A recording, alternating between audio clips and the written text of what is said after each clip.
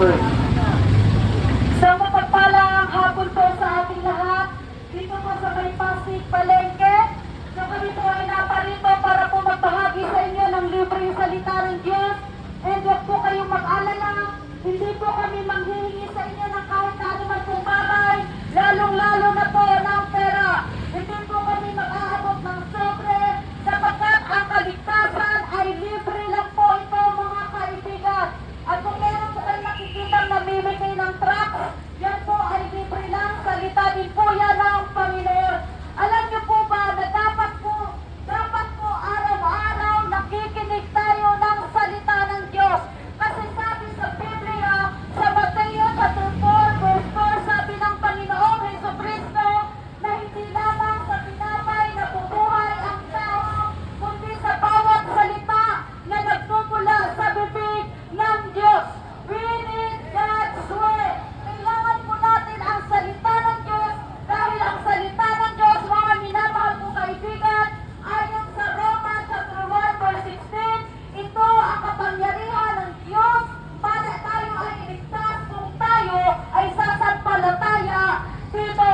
May kakayahan po ayusin ang mga sira nating buhay dahil sa salita at makikinig natin ang salita ng Panginoon. Sabi rin po sa Lucas chapter 11 verse 28, sabi ng Panginoong Jesucristo na mas higit na pinagpapala ang mga nakikinig ng salita ng Diyos at tumutupad nito. Kung tayo po ay naghahanap buhay, nagtatrabaho, para tayo po ay magbuhay, may kakainin tayo, dapat po, bigyan din po natin halaga ang salita ng Diyos.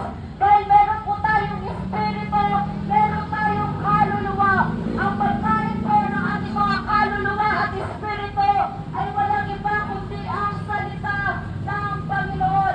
Mga minamahal namin kaibigan, gusto ko lang po sabihin sa inyong lahat na merong Kristo nagmamahal at nagmamalasakit sa bawat isa sa atin. 2,000 years ago, pinatunayan ng Panginoon ang kanyang pag-ibig para sa ating lahat noong siya ay namatay sa cross ng Kalbaryo, noong tayo po ay mga kasalanan pa. John 3:16, sabi po doon, for God to love the world, that He gave His only begotten Son, that whosoever believes in Him shall not perish but have an everlasting life. Sabi po doon sa John 3:16, kayo na lamang ang pag-ibig ng Diyos sa sanglibutan, kaya ibinigay niya ang kanyang kaisa-isang anak, ang Panginoong Jesucristo, upang ang sino mang sumasampalataya ay hindi mapapahamak, kundi magkakaroon ng buhay na walang hanggan. Alam niyo po ba na kung tayo po ay hindi sasampalataya sa Panginoong Jesucristo, tayo po ay mapapahamak. Kapag wala si Kristo sa buhay natin, wala po tayong bahagi sa kaharian ng Diyos. Sabi po sa John 14:6, sabi ni Jesus, ako ang daan, ang katotohanan at ang buhay. Walang makakaparoon sa Ama, kundi sa pamamagitan ko. That's why we need Jesus. Kailangan natin si Kristo sa buhay natin, sapagkat siya lang ang nag-iisang tanging daan patungo sa langit na bayan. Kung wala po si Kristo sa buhay natin, wala po tayong bahagi sa kaharian ng Diyos. Mga minamahal namin kaibigan, sabi po sa Romans chapter 6 verse 23, for the wages of sin is death, but the gift of God is eternal life through our Lord Jesus Christ. Ang lahat ng tao ay nagkasala at merong kabayaran ng kasalanan, yun yung kamatayan. At sabi doon, ang buhay ay matatagpuan lamang sa Panginoong Jesucristo. Mga minamahal namin kaibigan, this is the right time na tayo po ay manumbalik na sa Panginoong Jesucristo. We need to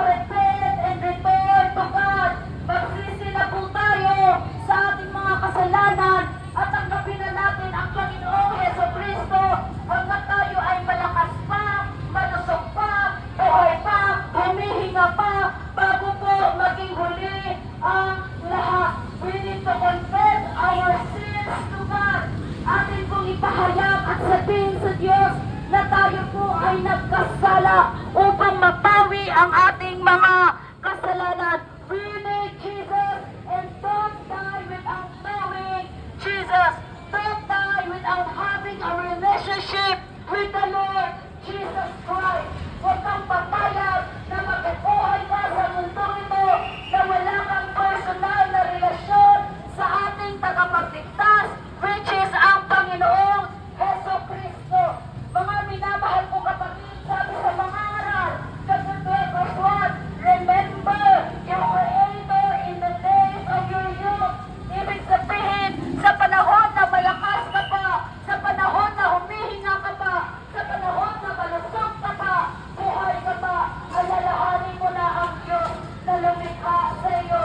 Bakit? Kasi darating po ang time, darating ang panahon na tayo po ay lilisan sa mundong ito. It is appointed unto man once to die, and after that is judgment. Lahat po tayo dito ay nakatakda po mamatay. Kaya hanggang buhay pa tayo, hanapin na natin ang Panginoong Heso Kristo. Huwag kang papayag na mabubuhay ka sa mundong ito na wala kang Kristo sa iyong buhay. Sayang ang buhay natin kung hindi natin ipapagamit sa Panginoon. Sayang yung lakas na meron tayo ngayon kung hindi natin ipapagamit sa Panginoon. Again, Jesus loves you, mahal kayo ng Diyos, and He cares for you.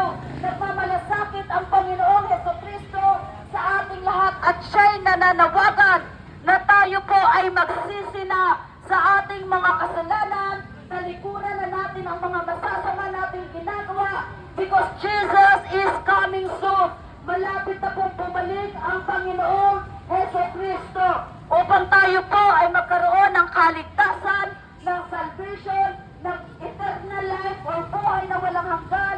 Kung gusto natin magkaroon ng bahagi sa kaharian ng Diyos sa langit, we need to accept the Lord Jesus Christ. God bless you, ate.